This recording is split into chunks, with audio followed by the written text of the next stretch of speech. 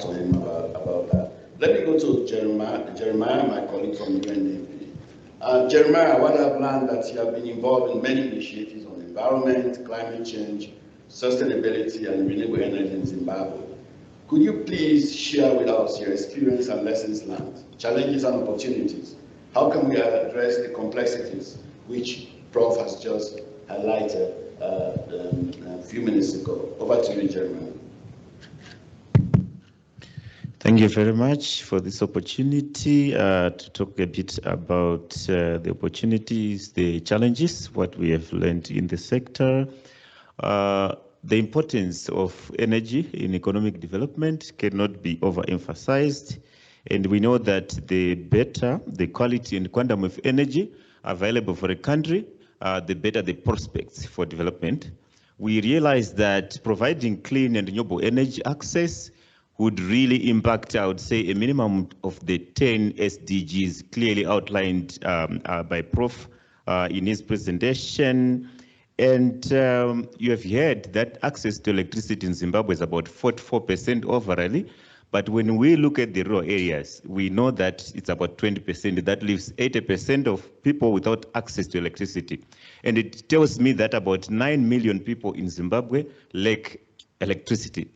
So what does that mean? How does that translate to the opportunities to be able to come out of poverty, health-wise, education, food production, agriculture, industrial development, and many other things? So there are a number of challenges which we are facing in the country when it comes to Zimbabwe. I've already mentioned that 9 million people lack access to energy, and about 65% of the households, they rely on fuel biomass. What an opportunity to translate that into a viable business model for them to provide the energy.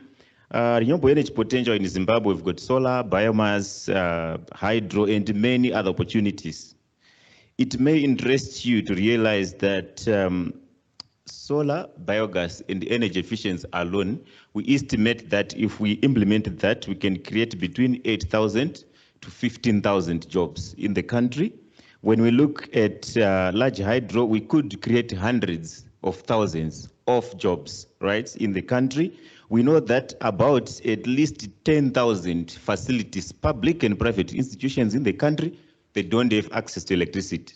So there's a huge potential for us to catalyze achievement of SDGs using renewable energy. In terms of the challenges which we want to mention, which again would then translate to our intervention strategy to address some of the problems, we have seen that there's, the scarcity of long-term financing which is required for upfront investment in renewable energy due to many reasons, right? So we are crafting a solution to this. There's also inadequate fundraising capacity and, financial and project development capacities for both private and governmental institutions and other related institutions. This is why you will see that our intervention, we have a component of technical assistance, whereby we're going to offer pre-investment, investment, and post-investment business development activities so that we can strengthen the national institutions which are actually required to actually take forward this area. We do not also have guarantees in place, which I'm sure you agree with me that Zimbabwe's financial market is still growing and it would benefit a lot from de-risking. So we're considering that establishing some guarantees will give the comfort and assurance to potential investors that indeed they could invest in Zimbabwe, because the business case is very clear, the opportunities are there, but we need to further create an enabling environment to ensure that is done.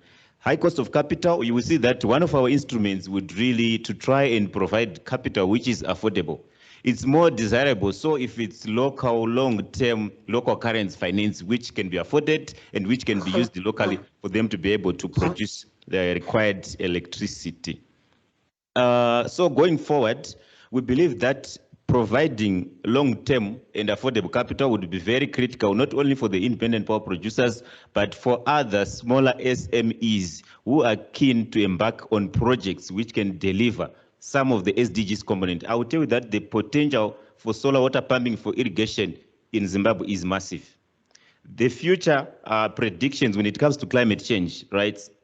Zimbabwe is going to be drier, Zimbabwe is going to be warmer, and we know that surface water has disappeared. We are only left mostly with groundwater, which we need to drill and pump. So there's a huge opportunity for us to provide these 9 million people with water to do the agriculture, these 9 million people to provide them with the energy for other productive use, small industrial development, cooling their wares, running their businesses, sowing, and many other things. This is a clear business case which we need to explore. Putting in place guarantees, I think will create a further robust enabling environment for us to be able to attract finance, because this is not in place yet, but we really hope that through this project, once we establish at least a guarantee, it's a starting place for us to move forward. Technical assistance cannot be overemphasized. A number of project developers, a number of private sector players, they are not able to reach financial closure because they lack some of the technical specifications required for them to be able to close deals, particularly in the renewable energy sector. So we really hope to take through the private sector players, SMEs, including the communities, to identify the productive uses, develop them into viable business models, and hold their hands through the development and implementation of those productive uses of energy.